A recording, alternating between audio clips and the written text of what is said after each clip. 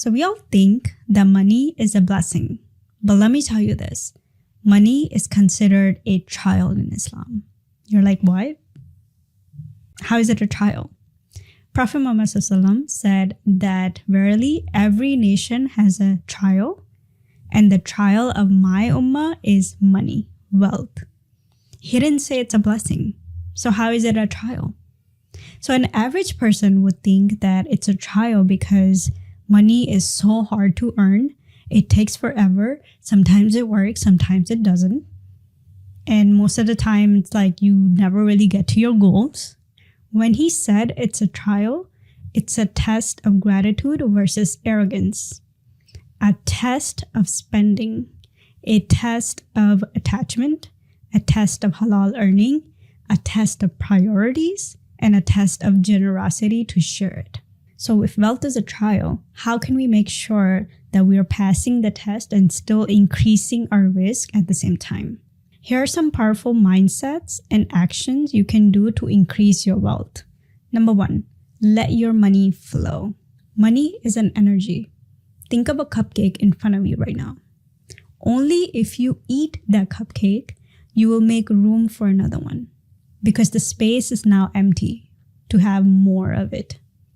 Think of a closet full of clothes. You can't add any more clothes in there. It's full.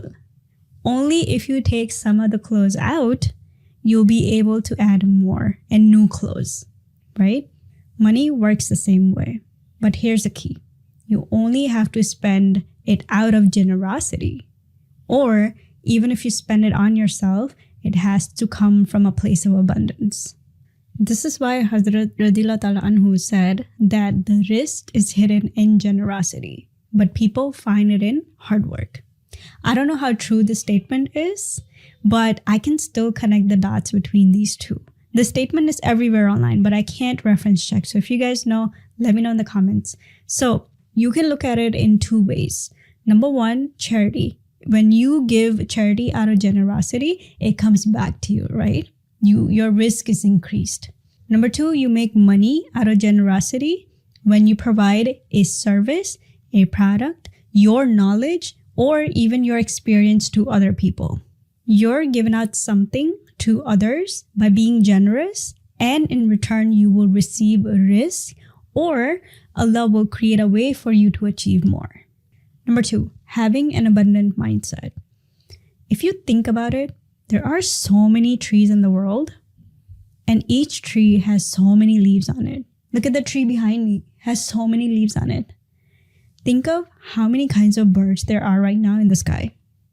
How many kinds of animals there are in the land. How many drops of water there are in the ocean. Like 70% of the entire world is the ocean. So there's so much abundance in the entire world that we fail to realize. If you take a moment to think about this every single day, your mind will begin to understand what abundance is. When it comes to money, think of your money being so abundant that you can go into the Walmart right now and buy yourself something to eat any time of the day. Say to yourself that, Allah, I am so grateful that I can buy a pair of flip-flops today, or I can afford gas in my car. Now you'll say that, okay, what if, Rabia, nobody can afford it? Nobody can afford to eat, nobody can afford the flip-flops, and people can't afford gas, etc. Okay, in this case, what you need to do is check out my last video. It talks about how you can thank Allah for something that you don't have, and Allah will give it to you. Here's another way to think about this.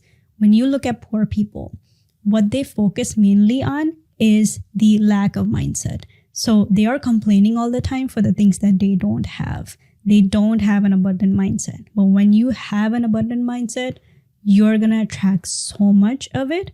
And this is the reason why the poor people, even if they work so hard, like they do a lot of labor, etc., if their mindsets are not in the right place, they're not going to start earning money. Number 3, just ask Allah, but be precise. You have to be precise.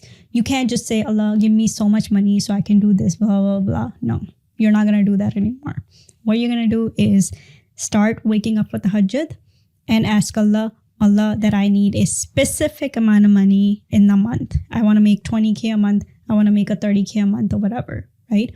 This is what you're going to do. You're not going to be general anymore. So what's going to happen this way, Allah will start creating a specific way for you to make that amount of money only, because there are so many ways you can earn money. And if you're not being specific, Allah is not going to create that specific way for you to earn that specific amount of money.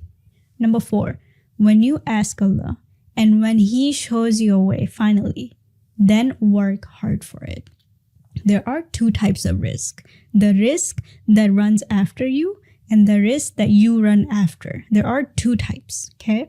So if your specific amount of money, the 20 or 30K or whatever you want to make, is not coming to you just by sitting at home, that means it's a second type of rizq that you need to run after. And by running, I don't mean that you go chase it or just run after it desperately. There's a whole different energy when it comes to chasing versus pursuing it. There are 2 types of energies, right? If you pursuing the money, then it'll come to you. But if you're chasing it, it'll go away from you. There is a hadith from Prophet Muhammad, and he said that if you run after this dunya and etc., then it'll go away from you. But if you turn your back against it, it'll come running after you. Okay, so how do you know the difference between the rizq that comes to you versus that you need to work for it, right? So here's an easy way to tell. If it is easy to get, if everything is like aligned, everything is like flowing, that means that it is written to come to you, right? Without you doing so much effort. You will do some type of effort, of course, but it'll flow easy. Like things will be so aligned, so perfect, and you're going to be like, wow, this was so easy. Like, I didn't have to do much.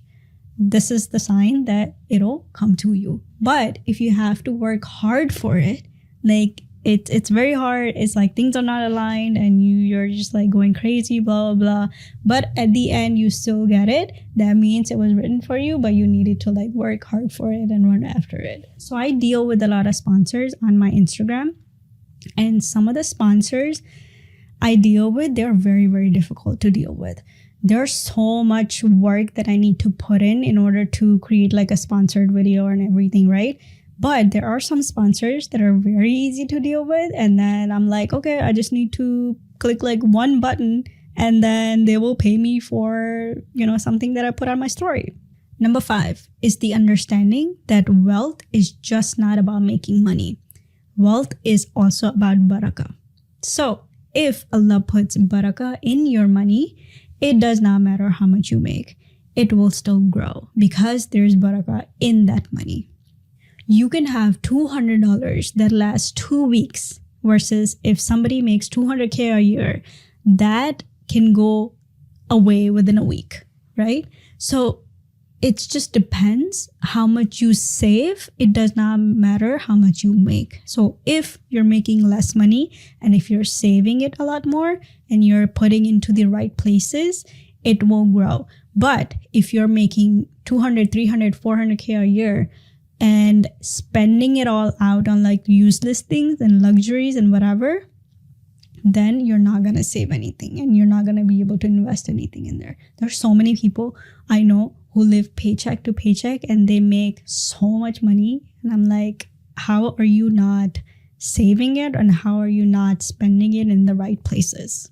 So funny thing is that my bank account kept growing even though I spent $2,000 to $3,000 on a plane ticket because I'm going to Pakistan in December. And I was like, my bank account, that perfect number will go down that I like to keep in my bank account. And that'll go down. And I was like, worried about it. And I was like, But what happened was like 2 weeks after or 1 week after. And I was like, I looked at my bank account and I was like, where did that money go? I have more in my bank account. So if you have the right mindset and the right character, you don't feel like spending it on useless things, right? And you would only spend it on like important things. And that'll of in itself is a blessing. And that's why Allah gives you barakah, because Allah knows that you are not going to waste it. If you found this helpful in any way, start practicing these mindsets and actions every single day. Let me know how you deal with your money and what kind of mindset do you have and what kind of relationship you have with your money. Let me know what you really, really think about money. I'll see you in the next video.